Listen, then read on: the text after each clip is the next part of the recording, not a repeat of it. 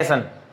पहली बात, कितने नंबर का टॉपिक है 10th क्लास में, यह डिपेंड करता है आने वाले जो सब्जेक्ट मतलब शेड्यूल होगा आपका, किस प्रकार से आपके सिलेबस में रखा जाएगा, उस पर डिपेंड करेगा कि नरेशन कितने नंबर का टॉपिक होगा। लेकिन अब बात करते हैं हम नरेशन। फिलहाल हम सिर्फ इसे इस हिसाब से पढ़ेंगे जैसा कि हमारे पुरानी मतलब ग्रामर का टॉपिक दे रखा है उसके हिसाब से कि हमारे सिलेबस में ये है। मार्क्स डिपेंड करते हैं आने वाले सिलेबस पर, या शेड्यूल क्या होगा आपके उसका, उस पर डिपेंड करता है।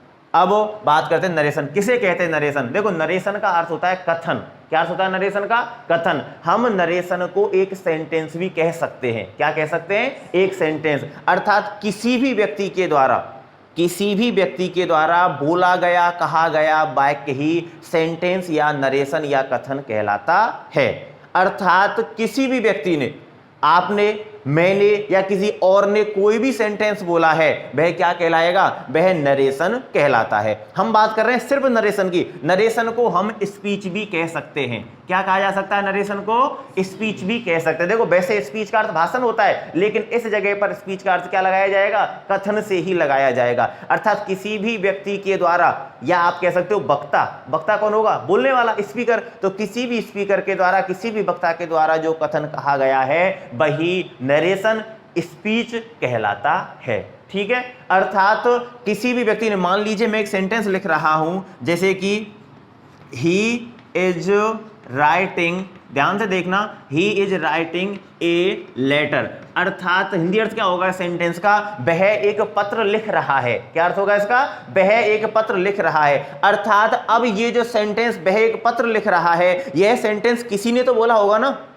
मैं आपसे इस बात को कह रहा हूं कि वह एक पत्र लिख रहा है। अर्थात जिस व्यक्ति के बारे में कहा जा रहा है उसको छोड़िए, लेकिन यह सेंटेंस मैंने तुमसे बोल के कहा है कि वह जो व्यक्ति बैठा हुआ है वो क्या कर रहा है? पत्र लिख रहा है। तो यह क्या है? एक नरेशन है, स्पीच है, या हिंदी में कहें तो यह क्या है? एक कथन है। क्या है? कथन। अब बात करते हैं हम, चलो ये तो जनरल बात हो गई कि सेंटेंस या नरेशन या स्पीच होता क्या है। अब बात करें, नरेशन दो प्रकार के होते हैं। नरेशन के प्रकार की बात करें तो नरेशन कितने प्रकार के होते हैं? दो प्रकार के। नरेशन या स्पीच दो प्रकार के होते हैं। नंबर पहले पर होगा डायरेक्ट नरेशन, या डायरेक्ट स्पीच भी इसको कहा जा सकता है। पहला कौन सा होगा? डायरेक्ट नरेशन या डायरेक्ट स्पीच। और दूसरा होता है इनडायरेक्ट नरेशन या इनडायरेक्ट स्पीच। एक तो डायरेक्ट नरेशन या डायरेक्ट स्पीच, या दूसरा हम कहते हैं इसी के प्रकार की बात करें तो इनडायरेक्ट नरेशन या इनडायरेक्ट स्पीच। अर्थात एक जो नरेशन जो हमारा टॉपिक है, अर्थात जिसको हम नरेशन कह रहे हैं, वह है, बेटा चाय पीता नहीं मैं, रहने दो, चाय नहीं पीता। तो नरेशन या स्पीच क्या होता है कि किसी, पहले बात करें नरेशन या स्पीच की, क्या होता है नरेशन या स्पीच? किसी भी व्यक्ति के द्वारा बोला गया, कहा गया कथन ही क्या कहलाता है? नरेशन या स्पीच कहलाता है। कितने प्रकार के होते हैं नरेशन या स्पीच?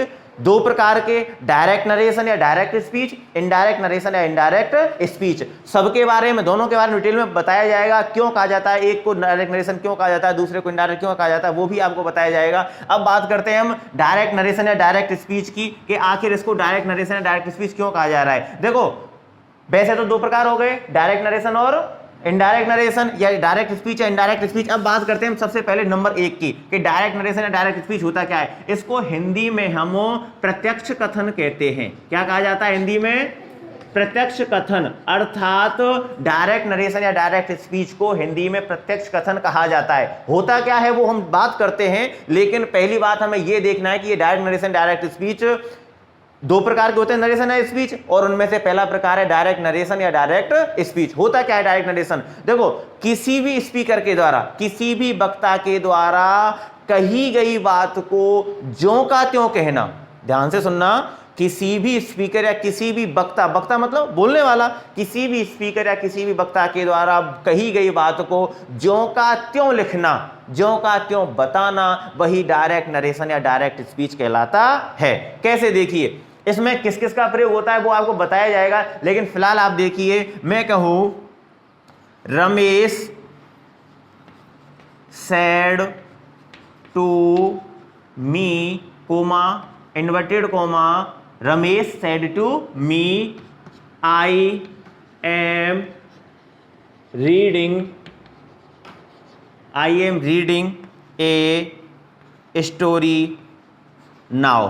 ये सेंटेंस हमारे सामने लिखा हुआ है इन्वर्टेड कोमा बंद। Ramesh said to me I am reading a story now. अब देखिए ये सेंटेंस कैसा है, डायरेक्ट नरेशन या डायरेक्ट स्पीच है। क्यों है डायरेक्ट नरेशन या डायरेक्ट स्पीच? देखो हम बात कर रहे हैं कि डायरेक्ट नरेशन डायरेक्ट स्पीच कैसे होगा कि किसी भी व्यक्ति ने आपसे कोई बात कही, ध्यान से सुनना, किसी व्यक्ति ने, किसी थर्ड पर्सन ने आपसे कोई बात कही है और उस बात को जब उसने आपसे कहा है तो उस बात को यदि आप किसी थर्ड पर्सन को बता रहे हो तो उसकी बात को हम किस प्रकार से सामने वाले के सामने, जो सुनने वाला है उसके सामने रख रहे हैं, उस पर डिपेंड करता है कि डायरेक्ट नरेशन या डायरेक्ट स्पीच होगा या इनडायरेक्ट नरेशन या इनडायरेक्ट स्पीच होगा। कैसे साहब? मान लीजिए रमेश सेड टू मी, ये सेंटेंस क्या बता रहा है हमें कि रमेश ने मुझसे कहा। इस वाक्य को, ये जो वाला वाक्य, इसको बोलने वाला कौन है? नहीं, इसको बोलने वाला तो मैं हूं। Ramesh said to me, Ramesh ने मुझसे कहा है। किसने कहा है? राइट, रमेश तो थर्ड पर्सन हो गया इस जगह पर। मान लीजिए मैं और तुम बात कर रहे हैं और किसी तीसरे व्यक्ति ने कोई बात मुझसे कही है, उस बात को मैं तुम्हारे सामने प्रकट कर रहा हूं। ध्यान से सुनना, किसी थर्ड पर्सन ने पहले कह दी वो बात, तो उस बात को मैं तुम्हारे सामने प्रकट कर रहा हूं। तो यह मुझ पर डिपेंड करता है कि आखिर मैं उस बात को कैसे तुम्हारे सामने रखूं। एक तो उसके शब्दों को ज्यों का त्यों तुम्हारे सामने रख दिया जाए। मान लीजिए रमेश कोई थर्ड पर्सन है, उसने मुझसे कुछ कहा है। क्या कहा है उसने मुझसे? कि आई am reading a story now, कि मैं अब एक कहानी पढ़ रहा हूं। तो उसकी बात को मैं तुम्हारे सामने रख रहा हूं। मैं मीडिएटर हो गया इस समय उसकी बात को तुम तक पहुंचाने के लिए। आई बात समझ में? तो इस जगह पर अब इस बात को दो तरह के से कहा जा सकता है। कैसे? एक तो हम कहें कि रमेश ने जो बात मुझसे कही है उसे मैं ज्यों का त्यों तुम्हारे सामने रख दूं, अर्थात उसके शब्दों में भी मतलब कोई भी फेरबदल नहीं किया जाए, इतना सा भी परिवर्तन नहीं कहें। जो शब्द उसने यूज किए वो ज्यों के त्यों आपके सामने रख दिए जाएं, तो वह तो कहलाता है डायरेक्ट नरेशन या डायरेक्ट स्पीच।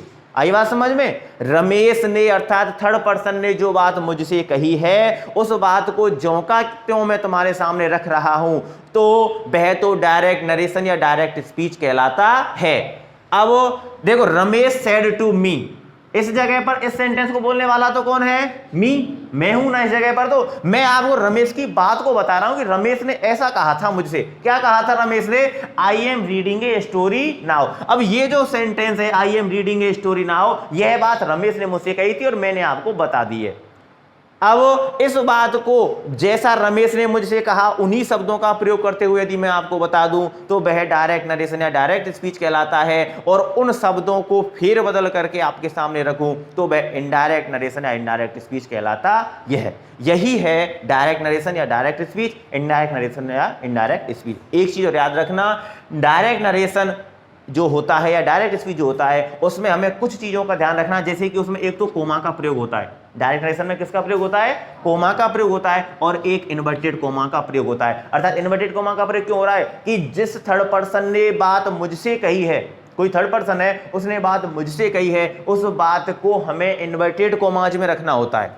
किस में रखना होता है? Inverted coma. याद रखना इस चीज को। यदि कभी भी आप मान लीजिए किसी व्यक्ति ने कोई बात कही है और उस बात को हम ज्यों का त्यों यदि यूज कर रहे हैं, ज्यों का त्यों यदि हम किसी के सामने बता रहे हैं, आप और सब्जेक्ट में भी देख सकते हो ऐसा कि यदि किसी व्यक्ति के द्वारा कही गई बात को हम ज्यों का त्यों लिख रहे हैं तो हम उसे इन्वर्टेड कोमाज में बंद करते हैं। आपने देखा होगा पॉलिटिकल में या ज्योग्राफी में किसी भी व्यक्ति के द्वारा कही गई बात अर्थात कोई परिभाषा यदि दी गई है तो हम उसे कोमाज के बीच में रखते हैं। रखते हैं नहीं रखते? रखा जाता है ना। क्यों? क्योंकि उस व्यक्ति ने जो बात उस विषय के बारे में कही है उसे हमने ज्यों का त्यों रख दिया, उसमें कोई भी फेरबदल नहीं किया है। यही होता है डायरेक्ट नरेशन या डायरेक्ट स्पीच। और दोबारा सुन लीजिए, वक्ता के द्वारा कही गई बात को, स्पीकर के द्वारा कही गई बात को ज्यों का त्यों कहना ही डायरेक्ट नरेशन या डायरेक्ट स्पीच कहलाता है। डायरेक्ट नरेशन या डायरेक्ट स्पीच में हम कोमा व इन्वर्टेड कोमाज का प्रयोग करते हैं। किसका प्रयोग किया जाता है? कोमा व इन्वर्टेड कोमाज का। इन्वर्टेड कोमाज का प्रयोग क्यों करते हैं? कि उस व्यक्ति ने, जो थर्ड पर्सन है, उसने जो बात कही है उसे हमें भी मतलब इन्वर्टेड कोमाज के बीच में रखना होता है, और जिससे कि यह लगे कि उस व्यक्ति ने जो बात कही है उसमें हमने बिल्कुल भी परिवर्तन नहीं किया है, कोई भी छेड़खानी शब्दों की उसमें नहीं की है। तो यही होता है डायरेक्ट नरेशन या डायरेक्ट स्पीच। कुछ चीजें और हैं जो आपको डायरेक्ट नरेशन या डायरेक्ट स्पीच में जानने की हैं, वो कौन कौन सी है? देखो, डायरेक्ट नरेशन में जो इन्वर्टेड कोमाज के अंदर लिखा हुआ भाग है इनडायरेक्ट मतलब जो डायरेक्ट नरेशन है, इन्वर्टेड कॉमास के अंदर लिखा हुआ जो सेंटेंस है उसको हम आरएस कहते हैं, अर्थात रिपोर्टेड स्पीच कहते हैं। क्या कहा जाता है उसको? Reported speech. अर्थात उस व्यक्ति ने जो बोलने वाला है, थर्ड पर्सन, उसने जो बात हमसे कही है उसे हम ज्यों का त्यों आपके सामने रख रहे हैं, अर्थात जो सुन रहा है उसके सामने रख रहे हैं, तो वह रिपोर्टेड स्पीच कहलाता है। दोबारा सुन लीजिए, इन्वर्टेड कॉमाज के अंदर लिखा हुआ वाक्य, इन्वर्टेड कॉमाज के अंदर जो वाक्य लिखा हुआ होता है वो होता क्या है?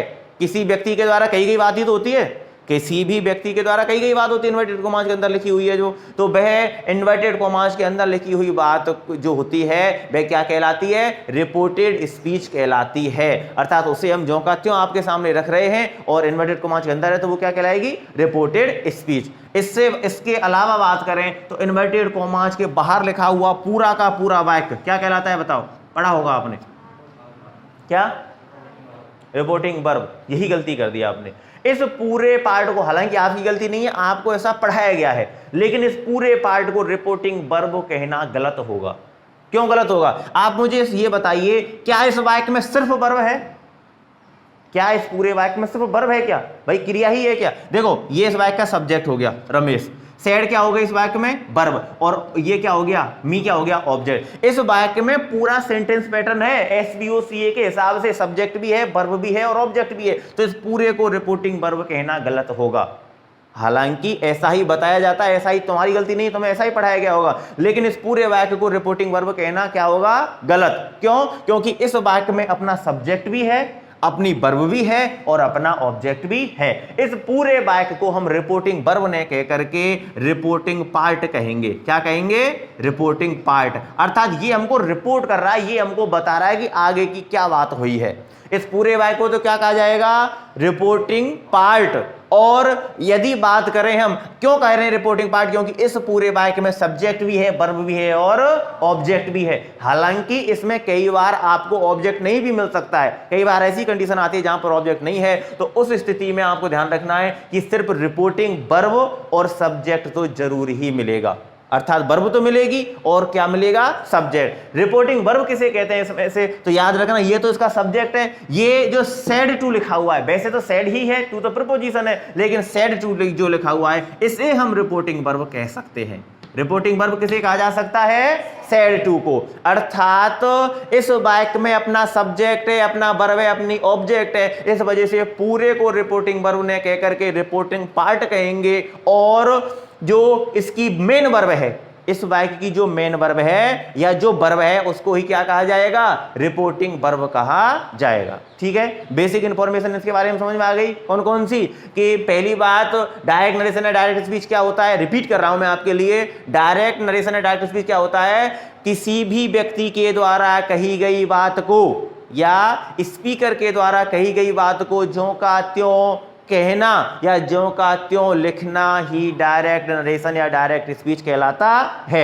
डायरेक्ट नरेशन या डायरेक्ट स्पीच हो गया। उसके बाद में डायरेक्ट नरेशन या डायरेक्ट स्पीच में कौन कौन सी चीजें होती हैं? तो उसमें कोमा का प्रयोग होता है, इन्वर्टेड कोमास का प्रयोग होता है। उन डायरेक्ट नरेशन डायरेक्ट स्पीच में जो शब्द होते हैं या जो मतलब सेंटेंस के पार्ट होते हैं उनको किस किस हिसाब से हम देखते हैं, क्या क्या कहते हैं? तो इन्वर्टेड कोमास के अंदर लिखा हुआ भाग तो क्या कहलाता है? बोलो, अब तो खूब समझ में आ गया होगा। Reported speech. इन्वर्टेड कोमास के अंदर लिखा हुआ वाक्य क्या कहलाता है? Reported speech. और इन्वर्टेड कोमास के बाहर लिखा हुआ वाक्य क्या कहलाता है? Reporting part. उसे वर्ब नहीं कहेंगे, रिपोर्टिंग पार्ट। क्यों? क्योंकि रिपोर्टिंग वर्ब उस मतलब रिपोर्टिंग पार्ट इस वजह से कह रहे हैं क्योंकि सिर्फ उसमें क्रिया नहीं है, उसमें सब्जेक्ट भी है, वर्ब भी है और ऑब्जेक्ट भी है। ठीक है, तो इसको क्या कहा जाएगा? सब्जेक्ट, वर्ब और ऑब्जेक्ट है। लेकिन इसकी जो वर्ब होगी, इसकी जो वर्ब है उसको हम क्या कहते हैं? रिपोर्टिंग वर्ब कहते हैं। ये तो हो गया डायरेक्ट नरेशन या डायरेक्ट स्पीच। आपको एग्जाम में क्या करना है? हमारे सिलेबस में क्या है? हमें इस डायरेक्ट नरेशन या डायरेक्ट स्पीच को इनडायरेक्ट में बदलना है या इनडायरेक्ट नरेशन या इनडायरेक्ट स्पीच को डायरेक्ट में बदलना है। अर्थात इनको इंटरचेंज करना है। कई बार हम डायरेक्ट नरेशन को इनडायरेक्ट में बदलते हैं, अक्सर तो ऐसा ही किया जाता है, लेकिन कई बार ऐसा होता है जब एग्जामिनर आपको इनडायरेक्ट नरेशन दे रहा है और आपसे डायरेक्ट बनवाया गया है। अर्थात एक दूसरे में बदलना हम सीखना है।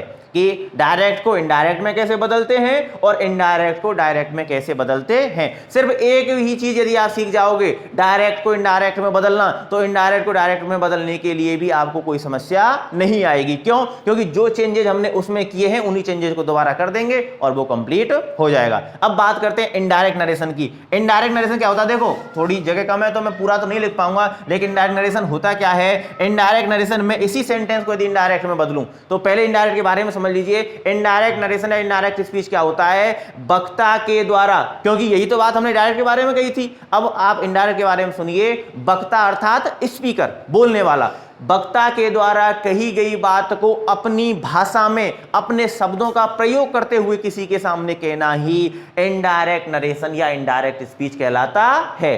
दोबारा सुनिए, वक्ता अर्थात बोलने वाला, स्पीकर, कि वक्ता के द्वारा कही गई बात को अपने शब्दों के हिसाब से, अपने हिसाब से उसमें शब्दों का प्रयोग करते हुए अपने, अब ये तो नहीं कह सकते मैं कहूं अपने हिसाब से, इसका मतलब अपनी भाषा की बात नहीं कर रहे हम। अर्थात ऐसा थोड़ी है तुम ये कहोगे सर उसमें इंग्लिश में लिखा हुआ हमें हिंदी में ट्रांसलेट करके उसको लिखना है, ऐसा नहीं है। उन शब्दों को अपने हिसाब से परिवर्तित करते हुए लिखना या कहना ही इनडायरेक्ट नरेशन या इनडायरेक्ट स्पीच कहलाता। जैसे मान लीजिए जो थर्ड पर्सन जिसकी हम बात कर रहे हैं इस वाक्य में रमेश है। रमेश ने मुझसे कहा है, क्या कहा था रमेश ने मुझसे? कि मैं एक कहानी पढ़ रहा हूं। ठीक है, ये बात किसने कही थी मुझसे? रमेश ने। अब रमेश की बात को मैंने एक तो तुम्हारे सामने ज्यों का त्यों रख दिया, ये तो क्या हो गया? डायरेक्ट नरेशन या डायरेक्ट स्पीच। और रमेश की बात को मैं अपनी भाषा में बदल करके कहूं कि रमेश ने मुझसे कहा था कि वह एक कहानी पढ़ रहा था। बताइए मैंने शब्दों को बदला कि नहीं बदला? बदल दिया ना। एक तो रमेश ने मुझसे कहा, वहीं पर रुक गया मैं। कॉमा, इन्वर्टेड कॉमा चलो बोलते समय नहीं शो कर सकते हम, लेकिन लिखते समय तो शो हो ही रहे हैं। और रमेश ने मुझसे कहा था, और फिर उसे इन्वर्टेड कॉमाज में या पॉज लेकर के हम बोल रहे हैं मैं एक कहानी पढ़ रहा हूं, मैं अब एक कहानी पढ़ रहा हूं। इसका मतलब ये तो हो गया डायरेक्ट। और यदि हम इसे इनडायरेक्ट में बदले, चलो कैसे चेंज होगा मैं बाद में बताऊंगा, पहले मैं इसको इनडायरेक्ट में चेंज करके लिख देता हूं। क्या होगा ये इनडायरेक्ट में? रमेश सेड टू, टोल्ड में बदल जाएगा। रमेश टोल्ड मी, कनेक्टिव कौन सा लगेगा? That he was reading, Ramesh told me that he was reading a story, that he was reading a story. Now change हो जाएगा देन में और फुल स्टॉप। ठीक है, कि Ramesh told me that he was reading a story then. अब इस sentence में उस सेंटेंस में बताइए अंतर है या नहीं? है ना।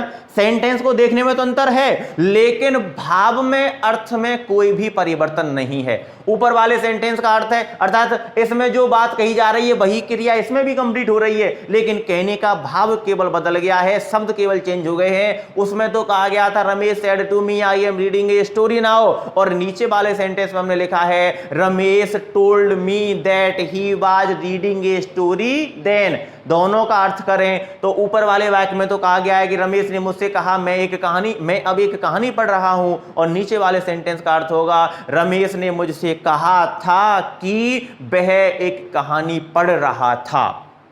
बताइए शब्दों को बदला कि नहीं बदला? बदल दिया। रमेश ने जो बात कही थी, बात आप तक वही पहुंचाई गई है, थर्ड पर्सन ने जो बात कही थी वही पहुंचाई गई है, लेकिन वह जो बात पहुंचाई गई है तुम्हारे सामने उसके शब्दों को हमने बदल दिया है। इंटरचेंज करना है तो कैसे? कि डायरेक्ट से इनडायरेक्ट में और इनडायरेक्ट से डायरेक्ट में। आपको डायरेक्ट दिया गया तो इनडायरेक्ट में बदलेंगे, और इनडायरेक्ट दिया गया तो उसको डायरेक्ट में बदलेंगे। अब इनडायरेक्ट के बारे में जैसे वहां पर हमने बात की थी वैसे बात करते हैं। क्या होता है इनडायरेक्ट? इनडायरेक्ट की पहली बात करें, इनडायरेक्ट स्पीच वह सेंटेंस जो वक्ता के द्वारा कही गई बात को अपने शब्दों में, अपनी भाषा में बदल करके कहना इनडायरेक्ट स्पीच कहलाता है। दूसरी बात, इनडायरेक्ट स्पीच में कोमा व इन्वर्टेड कॉमास का प्रयोग नहीं करते हैं, जैसा कि हमने उसमें किया था ना कोमा व इन्वर्टेड कॉमास का प्रयोग, ऐसे ही इनडायरेक्ट स्पीच में कोमा व इन्वर्टेड कॉमास का प्रयोग नहीं किया जाता है। बताइए सेंटेंस में मैंने कहीं पर कोमा व इन्वर्टेड कॉमास का प्रयोग किया क्या? नहीं किया।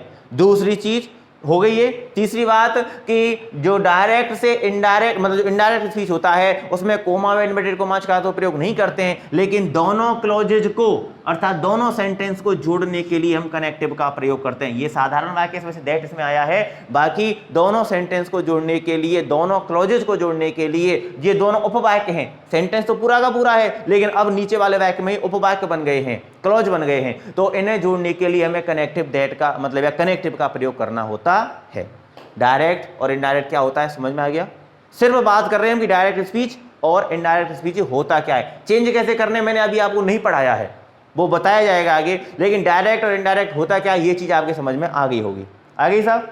क्या होता है एक बार और रिपीट कर लेते हैं। डायरेक्ट नरेशन, डायरेक्ट स्पीच वक्ता के द्वारा कही गई बात को अपनी भाषा में कहना, वक्ता के द्वारा कही गई बात को ज्यों का त्यों कहना डायरेक्ट नरेशन या डायरेक्ट स्पीच कहलाता है। डायरेक्ट नरेशन या डायरेक्ट स्पीच में कोमा व इन्वर्टेड कॉमास का प्रयोग किया जाता है। कोई दिक्कत? डायरेक्ट नरेशन जो होता है उसमें इन्वर्टेड कॉमास के अंदर लिखा हुआ वाक्य आरएस कहलाता है। क्या कहलाता है? आरएस, जिसको रिपोर्टेड स्पीच कहते हैं। और इन्वर्टेड कॉमास के बाहर लिखा हुआ पूरा वाक्य, इन्वर्टेड कॉमास के बाहर लिखा हुआ पूरा वाक्य रिपोर्टिंग पार्ट कहलाता है। और उस रिपोर्टिंग पार्ट की जो वर्ब होती है वह रिपोर्टिंग वर्ब कहलाती है। कोई दिक्कत यहां तक?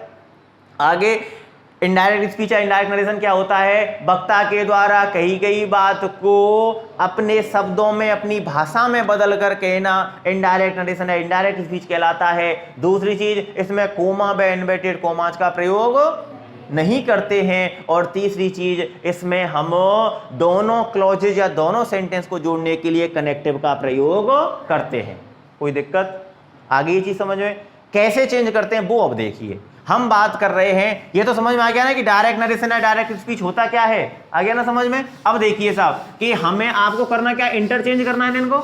डायरेक्ट को इनडायरेक्ट में बदलना है और इनडायरेक्ट को डायरेक्ट में। लेकिन आप सिर्फ डायरेक्ट से इनडायरेक्ट में बदलना सीखेंगे, हम मतलब डायरेक्ट से इनडायरेक्ट में बदलना सीखेंगे। और डायरेक्ट से इनडायरेक्ट में कैसे बदलते हैं, यदि ये आपको समझ में आ गया तो फिर इनडायरेक्ट से डायरेक्ट में भी बदलाना मतलब चेंज करना आपको समझ में आ जाएगा।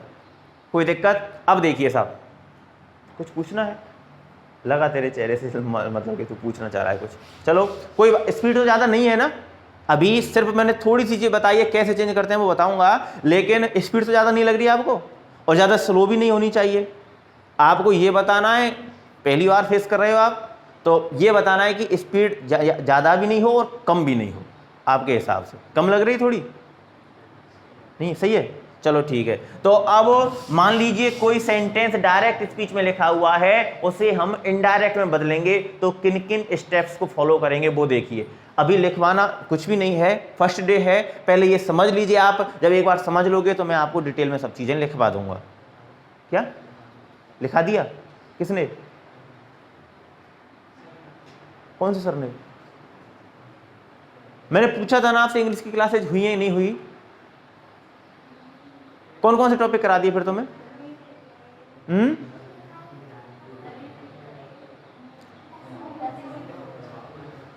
क्या हुआ?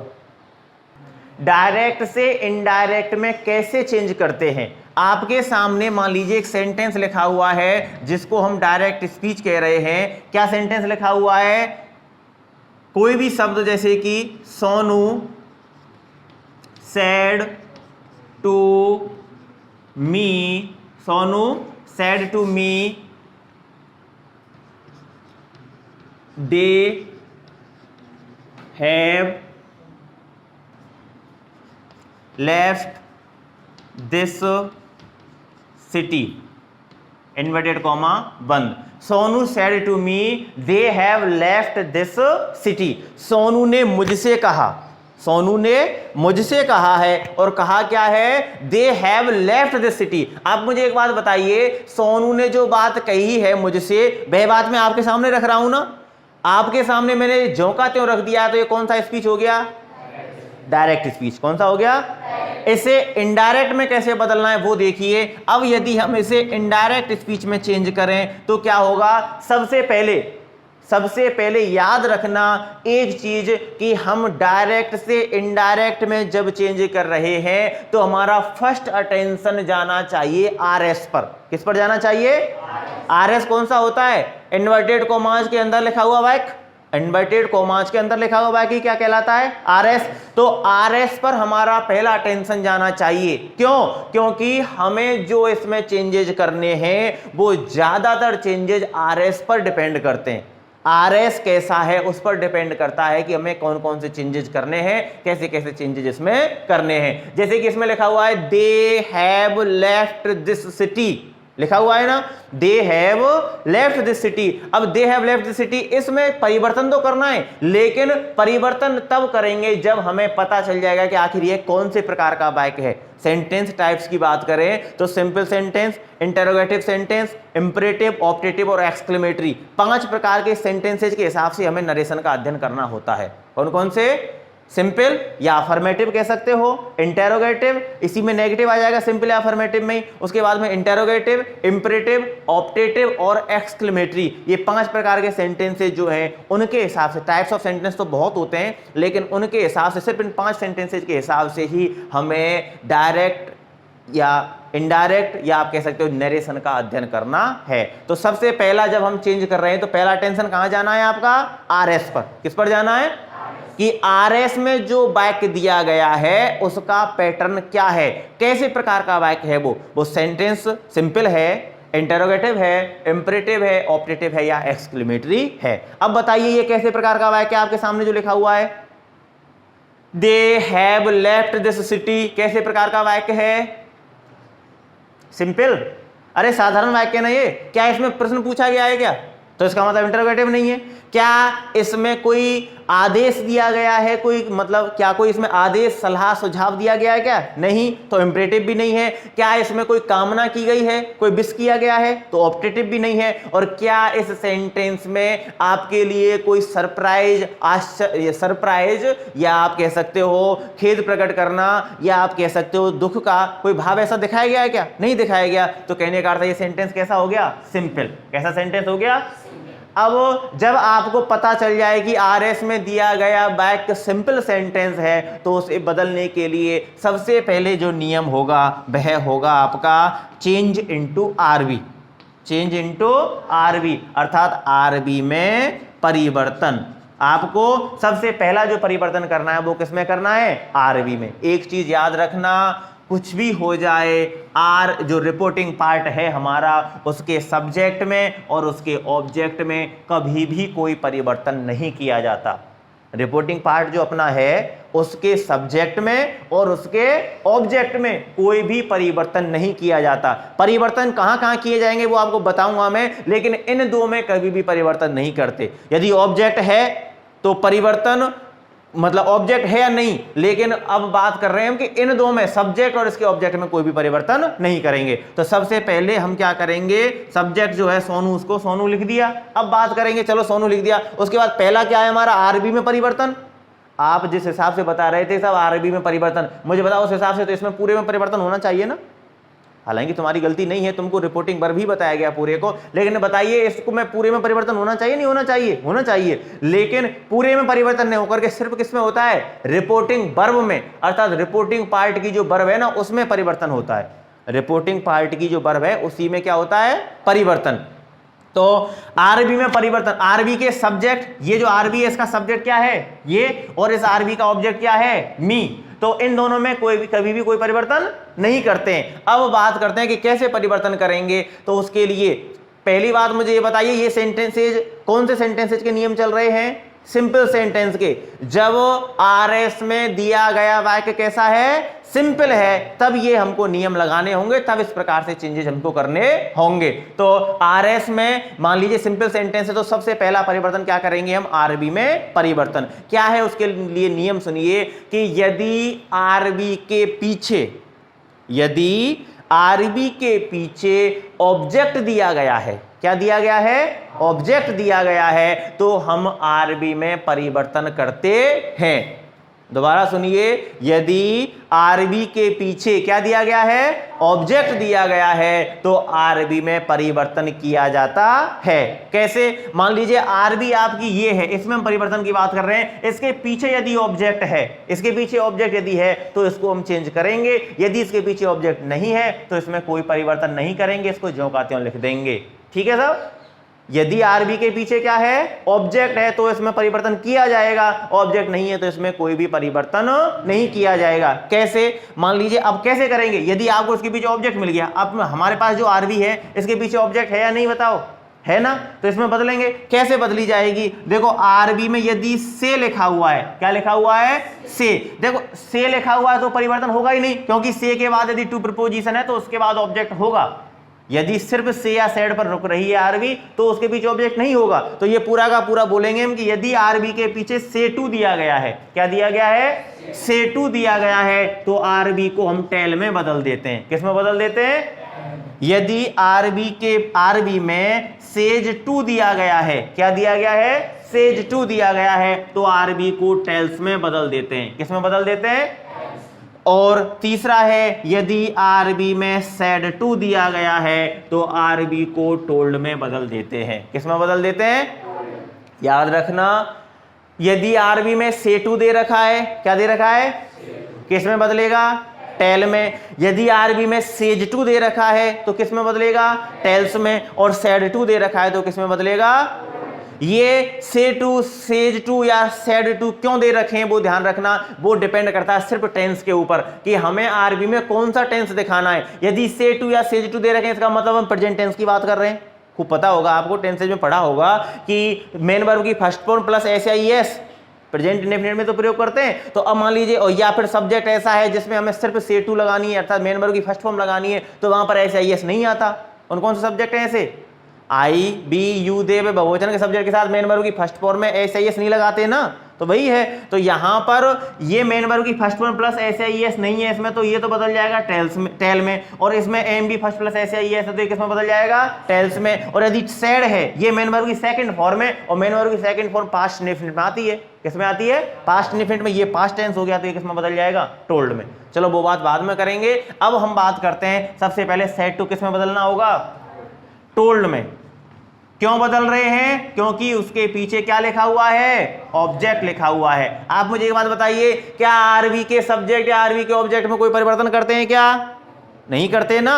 आरबी के सब्जेक्ट में और आरबी के ऑब्जेक्ट में कोई भी परिवर्तन नहीं किया जाता। तो यहां पर आरबी का सब्जेक्ट ज्यों का त्यों लिख दिया और आरबी का ऑब्जेक्ट भी हमने ज्यों का त्यों लिख दिया। Sonu told me, change into RB नियम परिवर्तन पूरा हो गया। दूसरा नियम है remove the comma and inverted comma, remove the comma and inverted comma and use the connective. आप हिंदी में कहें तो कोमा व इन्वर्टेड कोमाज को हटा देते हैं और कनेक्टिव के रूप में, दोनों वाक्यों को जोड़ने के लिए कनेक्टिव के रूप में कनेक्टिव दैट का प्रयोग करते हैं। आगे बात समझ में, अर्थात कोमा व इन्वर्टेड कोमा को हटाना और क्या लगाना, कनेक्टिव, कौन सा, दैट, कनेक्टिव दैट का प्रयोग करना। ये नियम कौन से सेंटेंस से चल रहे हैं, जब आरएस में सिंपल सेंटेंस दिया गया हो तब के चल रहे हैं। तो कोमा व इन्वर्टेड कोमा को तो क्या कर देंगे, रिमूव कर देंगे, और कनेक्टिव कौन सा लगाएंगे, दैट। कौन सा कनेक्टिव लगेगा, तो कोमा व इन्वर्टेड कोमा हमने हटा दिया, कनेक्टिव कौन सा लगा दिया, दैट। दो नियम आगे समझ में, पहले तो आरबी में परिवर्तन, दूसरा क्या है, पहले तो आरबी में परिवर्तन और दूसरा क्या है, कोमा व इन्वर्टेड कोमा को हटा करके कनेक्टिव लगा देना। तीसरा नियम है आपका आरएस के प्रोनाउन में परिवर्तन, आरएस के प्रोनाउन में परिवर्तन, अर्थात आरएस में जो सब्जेक्ट दे रखा है, भाई आरएस में भी तो खुद का सब्जेक्ट है, खुद की वर्ब है, हेल्पिंग वर्ब मेन वर्ब दोनों है, और खुद का ही ऑब्जेक्ट है या नहीं बताओ। तो आरएस में अब जो भी चेंजेस करने होंगे, आरबी में इससे ज्यादा चेंजेस नहीं होंगे, लेकिन आरएस में जो भी चेंजेस करने होंगे वो इसके बाद हैं। और पहला ही चेंज क्या है कि आरएस के प्रोनाउन में परिवर्तन, आरएस में जो सब्जेक्ट में जो प्रोनाउन दे रखा है उसको बदलेंगे हम। कैसे बदलेंगे प्रोनाउन को, देखो यदि आरएस में, अब ये दे लिखा हुआ, ये दे क्या है, यहां पर प्रोनाउन क्या है, दे, तो हम इसे इनडायरेक्ट में जब बदल रहे हैं तो इसको हमें चेंज करना होगा। Sonu said to me they have left this city. तो सोनू ने जो मुझसे बात कही है वो क्या कहा है कि दे हैव लेफ्ट द सिटी। अब इस वाक्य में आरएस में परिवर्तन करना होगा, तो आरएस में परिवर्तन करने के लिए सबसे पहले यह एक प्रोनाउन टेबल आपको याद रखनी होगी। वो प्रोनाउन टेबल ये है कि यदि प्रोनाउन टेबल में आपको बदलवा दूंगा, लेकिन नियम ये है कि यदि आरएस में फर्स्ट पर्सन प्रोनाउन है, कौन सा पर्सन, कौन कौन से होते हैं फर्स्ट पर्सन प्रोनाउन बताओ? नहीं, आई और मी, मतलब सॉरी आई और बी, मैं सिर्फ सब्जेक्टिव फॉर्म की बात कर रहा हूं। आई और बी दोनों के दोनों कौन से प्रोनाउन हैं? First person pronoun. कौन से प्रोनाउन है? आई और बी फर्स्ट पर्सन प्रोनाउन है। तो आई और बी फर्स्ट पर्सन प्रोनाउन है, इनको तो हमें बदलना होगा सब्जेक्ट के हिसाब से। किसके हिसाब से? एक शॉर्ट नियम आपको खूब पढ़ा होगा आपने, सन/123 पढ़ा है ना। इसी के हिसाब से देख लेते हैं कि यदि यदि आरएस में फर्स्ट पर्सन प्रोनाउन है तो वह किसके हिसाब से बदलता है? आरबी के सब्जेक्ट के हिसाब से। किसके हिसाब से? आरबी के सब्जेक्ट के हिसाब से। आरबी का सब्जेक्ट कौन सा है? यहां पर सोनू। तो फर्स्ट पर्सन प्रोनाउन में कौन कौन से आते हैं? आई और बी, ये दो फर्स्ट पर्सन प्रोनाउन है। यदि इन दोनों में से कोई सा है तो उसे किसके हिसाब से बदलते हैं? आरबी के सब्जेक्ट के हिसाब से। मुझे बताइए आई और बी में से कोई सा है यहां पर? चलो ये नियम बाद में काम में लेंगे, क्योंकि अभी तो हमारे पास जो प्रोनाउन है वो कौन सा है? दे। दूसरा है कि यदि आरएस में सेकंड पर्सन प्रोनाउन है, कौन सा पर्सन प्रोनाउन है? सेकंड पर्सन प्रोनाउन है, तो उसे आरबी के ऑब्जेक्ट के हिसाब से बदला जाता है। किसके हिसाब से बदला जाता है? आरबी के ऑब्जेक्ट के हिसाब से। आरबी का ऑब्जेक्ट क्या है हमारा? मुझे बताइए सेकंड पर्सन प्रोनाउन होता कौन सा है? कौन सा होता है सेकंड पर्सन प्रोनाउन? यू। सिर्फ अकेला यू ही कौन सा पर्सन प्रोनाउन है? Second person. एक दाऊ और होता है, लेकिन वो आपको नहीं पढ़ना है क्योंकि वो ओल्ड इंग्लिश में, मतलब लिटरेचर इंग्लिश में होता था। फिलहाल आपको एक ही याद रखना है सेकंड पर्सन प्रोनाउन में, वो है यू। तो सेकंड पर्सन प्रोनाउन जो यू है, यदि मान लीजिए आरएस में सेकंड पर्सन प्रोनाउन है तो हमें उसे किसके हिसाब से बदलते हैं? आरबी के ऑब्जेक्ट के हिसाब से। आरबी के ऑब्जेक्ट के हिसाब से। तो आरबी का ऑब्जेक्ट कौन सा है हमारा? मी। लेकिन यहां पर बताइए सेकंड पर्सन प्रोनाउन है क्या? नहीं है। हमारे पास तो अलग ही प्रोनाउन इस समय तो दे लिखा हुआ है। तो तीसरा नियम है कि यदि आरएस में थर्ड पर्सन प्रोनाउन है, कौन सा पर्सन? थर्ड पर्सन प्रोनाउन है, तो उसमें उसे नो चेंज रखते हैं, अर्थात उसमें कोई भी परिवर्तन नहीं करते हैं। तो आरएस का जो थर्ड पर्सन प्रोनाउन है, थर्ड पर्सन प्रोनाउन कौन कौन से होते हैं? ही, सी, इट और दे। प्रोनाउन की बात करें तो ये चार होते हैं थर्ड पर्सन प्रोनाउन। नेम को इसमें शामिल कर लेते हैं, लेकिन हम बात कर रहे हैं सिर्फ प्रोनाउन की। किसकी बात कर रहे हैं? प्रोनाउन की। तो प्रोनाउन है ही, सी, इट और दे। ये कौन से पर्सन प्रोनाउन है? ये हैं थर्ड पर्सन प्रोनाउन, और इनमें कोई भी परिवर्तन नहीं करते हैं। तो अब यहां पर कौन सा पर्सन, क्या लिखा हुआ है? दे। तो क्या इसमें परिवर्तन करेंगे? क्या नहीं करेंगे। तो कनेक्टिव डेट के बाद हमें दे को लिख देना होगा। यहां पर इसको स्मॉल कर देंगे क्योंकि ये सेंटेंस यहां पर अलग था, लेकिन अब यहां पर ये कंबाइंड रूप से एक ही सेंटेंस आ गया, इस वजह से। चौथा नियम है प्रोनाउन संबंधी परिवर्तन। एक चीज याद रखना, प्रोनाउन संबंधी परिवर्तन जो है वो सब जगह करेंगे। आरएस में जितनी भी जगह प्रोनाउन आया ना, सब जगह बदलना होगा, चाहे वो सब्जेक्टिव केस में है, ऑब्जेक्टिव में है, या फिर मतलब कोई से भी केस में, सब्जेक्टिव है, ऑब्जेक्टिव है, रिफ्लेक्सिव है, कोई सा भी प्रोनाउन वो पूरा का पूरा पजेसिव एडजेक्टिव है, चाहे पजेसिव प्रोनाउन है, सब में बदलना होगा, सबको आपको चेंज करना होगा। तो चौथा नियम है वो है टेंस संबंधी परिवर्तन, अर्थात चेंज इनटू टेंस। किसके टेंस में परिवर्तन करना है? आरएस के टेंस में। किसके में? आरएस का जो टेंस है उसमें परिवर्तन करना होगा। इसके लिए नियम यह है कि यदि आरएस का टेंस बदलना है, हमें प्रोनाउन बदल दिया, यहां तक समझ में आ गया? टेंस कैसे बदलना है कि यदि आरबी, इसका टेंस भी डिपेंड करेगा आरबी के ऊपर। इसमें आरबी में जो परिवर्तन किए थे वो तो कर रहे थे इस पर डिपेंड, लेकिन इसमें जो परिवर्तन हो रहे हैं वो किस पर डिपेंड करेंगे? आरबी पर। तो अब याद रखना, यदि आरबी पास्ट टेंस में दी हुई हो, कौन से टेंस में? पास्ट टेंस में। यदि आरबी पास्ट टेंस में दी हुई है तो हम आरएस के टेंस को बदलते हैं। दोबारा सुन लीजिए, यदि आरबी कौन से टेंस में दे रखी है? पास्ट टेंस में दे रखी है, तो हम आरएस के टेंस को बदलते हैं। और यदि आरबी प्रेजेंट या फ्यूचर टेंस में है, भाई तीन ही तो टेंस होते हैं हमारे, प्रेजेंट, पास्ट और फ्यूचर। तो आरबी यदि पास्ट में है तो आर एस का टेंस बदला जाएगा, और यदि आर बी प्रेजेंट या फ्यूचर में है तो आर एस का टेंस नहीं बदला जाएगा। कोई दिक्कत नहीं है ना, कोई दिक्कत? तो अब बताइए इस सेंटेंस में टेंस बदलेंगे कि नहीं बदलेंगे? भाई बदलेंगे। मैंने अभी बताया था ना आपको, सेड जो है वो मेन वर्ब की सेकंड फॉर्म है, और मेन वर्ब की सेकंड फॉर्म कौन से टेंस में यूज होती है? पास्ट इंडेफिनिट में। तो यहां पर पास्ट टेंस है, इसका मतलब आरएस का टेंस बदला जाएगा। आरएस का टेंस कैसे बदलेंगे उसके लिए हमें पूरी टेबल पढ़नी होगी, लेकिन जब मैं मतलब जब आपको लिखाया जाएगा तब बता दूंगा। फिलहाल आप वैसे ही सुन लीजिए, बता रहा हूं आपको। पहले तो ये चीज फिक्स करनी है कि आरएस के टेंस में परिवर्तन होगा कि नहीं होगा, और ये चीज किस पर डिपेंड करती है? आरबी पर, कि यदि आरबी पास्ट में है तो आरएस का टेंस बदलेंगे, और यदि आरबी प्रेजेंट या फ्यूचर में है तो आरएस का टेंस नहीं बदलेंगे। आगे बात समझ में? अब बताइए इसमें आरएस का टेंस बदलेगा कि नहीं बदलेगा? बदलेगा। क्यों? क्योंकि आरबी किस में है? पास्ट टेंस में। कैसे चेंज करेंगे? देखो, यदि आरएस में प्रेजेंट टेंस दिया गया है, मैं बात कर रहा हूं आरएस की, यदि आरएस में प्रेजेंट टेंस मतलब प्रेजेंट इंडेफिनिट, प्रेजेंट के चारों टेंसेस की बात कर रहा हूं मैं, present indefinite, present continuous, present perfect और प्रेजेंट परफेक्ट कंटिन्यूअस। यदि ये चार टेंस में से यदि कोई सा टेंस दे रखा है तो इन चारों को हम पास्ट के चारों में बदल देते हैं। कैसे? प्रेजेंट इंडेफिनिट बदल जाता है पास्ट इंडेफिनिट में, प्रेजेंट कंटिन्यूअस बदल जाता है पास्ट, प्रेजेंट परफेक्ट बदल जाता है पास्ट परफेक्ट में, और प्रेजेंट परफेक्ट कंटिन्यूअस बदल जाता है पास्ट परफेक्ट।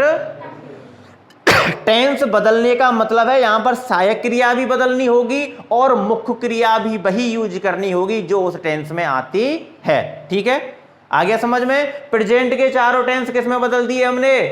पास्ट के चारों टेंसों में। जब हम टेंस बदल रहे हैं तो प्रेजेंट के चार अर्थात इंडेफिनिट, कंटिन्यूअस, परफेक्ट और परफेक्ट कंटिन्यूअस, ये किस में बदल जाएंगे? पास्ट के चारों टेंसों में, अर्थात इंडेफिनिट, कंटिन्यूअस, परफेक्ट और परफेक्ट कंटिन्यूअस में। कोई दिक्कत? ये तो बात हो गई जब आरएस में आपका प्रेजेंट टेंस है।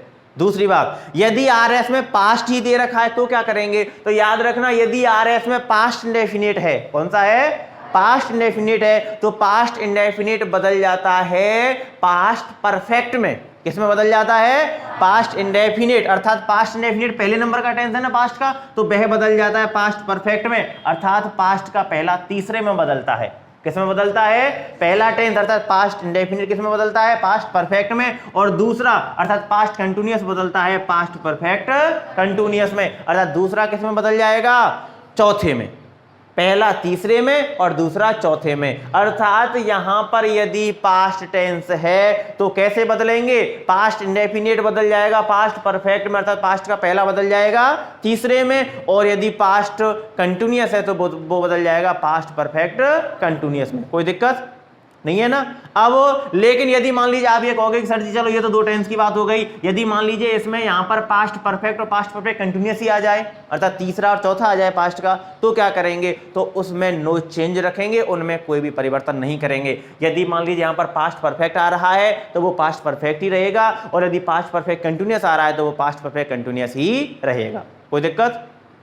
प्रेजेंट टेंस हो गया और पास्ट हो गया, कोई दिक्कत यहां तक नहीं है ना? भाई प्रेजेंट के चारों किस में बदल जाएंगे? पास्ट के चारों टेंस में। पास्ट का पहला बदल जाएगा तीसरे में और दूसरा बदल जाएगा चौथे में, और तीसरा और चौथा अर्थात पास्ट परफेक्ट और past perfect continuous no change रहेंगे, उनमें कोई भी परिवर्तन नहीं करना है। ठीक है, अब इसके अलावा 5 मिनट और सर मैं कर दूंगा इसको कंप्लीट। इसके अलावा क्या करेंगे कि पास्ट, ये तो प्रेजेंट और पास्ट की बात हो गई। अब मान लीजिए फ्यूचर टेंस यदि है तो फ्यूचर टेंस को यहां नहीं पढ़ के आप मॉडल के रूप में पढ़िए, क्योंकि अलग से एक नियम होता है कि यदि आरएस में कोई मॉडल है तो हम उनमें बी लगा करके उसको चेंज कर देते हैं, अर्थात मतलब बी लगा करके नहीं, जैसे कि कैन है वो कुड में बदल जाता है, तो मॉडल के हिसाब से उसको परिवर्तन करेंगे। तो इस जगह पर सिर्फ दो टेंस याद रखने हैं आपको फिलहाल, तो प्रेजेंट और पास्ट। ठीक है साहब? अब जैसे कि अब मान लीजिए यहां पर हैव लेफ्ट लिखा हुआ है, कौन सा टेंस हो गया? कौन सा टेंस हो गया? Present perfect. किस में बदलेगा? पास्ट परफेक्ट में। पास्ट परफेक्ट में बदलेगा। प्रेजेंट के चारों किस में बदल जाएंगे? पास्ट के चारों में। तो क्या हो जाएगा? ये हैड लेफ्ट। ठीक है साहब? Had left. क्यों? क्योंकि प्रेजेंट परफेक्ट हमने बदल दिया पास्ट परफेक्ट में। मैंने कहा था सहायक क्रिया भी बदलेगी और मुख्य क्रिया भी, लेकिन फायदा हमें यह है कि यहां पर सहायक क्रिया जो है वह तो हेड आ गई और मेन वर्ब दोनों में ही कौन सी आती है? मेन वर्ब दोनों में ही थर्ड फॉर्म आती है, तो थर्ड फॉर्म हमने लिख दी है। और पांचवा नियम जो होगा वह होगा आपका एडवर्ब संबंधी परिवर्तन। कौन सा परिवर्तन? एडवर्ब संबंधी परिवर्तन। अर्थात आरएस में कोई एडवर्ब दी हुई है तो उससे हम आरएस को जब इनडायरेक्ट में बदल रहे हैं तो उस एडवर्ब को भी बदल देते हैं। कैसे कैसे? उसके लिए जैसे कि मान ले दिस दैट दीज दोज और नाउ देन, मतलब जितनी भी प्रकार की एडवर्ब हैं उन सबको जस्ट अगले में, जैसे कि दिस दैट दीज दोज, इसके अलावा टाइम आ रहा है यस्टरडे, द प्रीवियस डे में, टुमारो, द फॉलोइंग डे में, द नेक्स्ट डे में बदल जाता है। मतलब अलग अलग एडवर्ब में आपको सब लिखा दूंगा, उन हिसाब से हम एडवर्ब को बदल देते हैं। अब देखिए यहां पर क्या लिखा हुआ है? दिस लिखा हुआ है। क्या लिखा हुआ है? दिस। तो दिस किस में बदलता है? दैट में। तो इस जगह पर दिस को दैट में बदल देंगे और ये जो ऑब्जेक्ट है सिटी, इसमें कोई भी परिवर्तन नहीं होगा, इसको ज्यों का त्यों लिख देंगे। अब पढ़ के देखिए sentence, Sonu said to me they have left the city. ये तो है डायरेक्ट स्पीच। और Sonu told me that they had left that city. बताइए क्या कहने अर्थ में परिवर्तन आया क्या? सोनू ने कहा वे यह शहर छोड़ चुके हैं, और सोनू ने कहा था कि वह वे व्यक्ति जिनकी बात चल रही है वह देश, दैट आ रहा है ना, वह सिटी है, सॉरी, वह शहर छोड़ चुके थे। तो अर्थ में कोई परिवर्तन आया? सिर्फ कहने का परिवर्तन, मतलब कहने का जो पैटर्न है हमारा वो चेंज हुआ है। यही होता है डायरेक्ट और इनडायरेक्ट में कि हम ट्रांसफॉर्म करते हैं सिर्फ शब्दों को। जो ट्रांसफॉर्मेशन किया जाता है वो सिर्फ शब्दों का किया जाता है, अर्थ का कोई ट्रांसफॉर्मेशन नहीं होता। अर्थ तो ज्यों का त्यों ही रहेगा। ठीक है, आ गया समझ में? यहां तक हमने सिर्फ पढ़ा है सिंपल सेंटेंस। यहां तक आपको कल लिखाया जाएगा, उसके बाद में आगे बताया जाएगा। कोई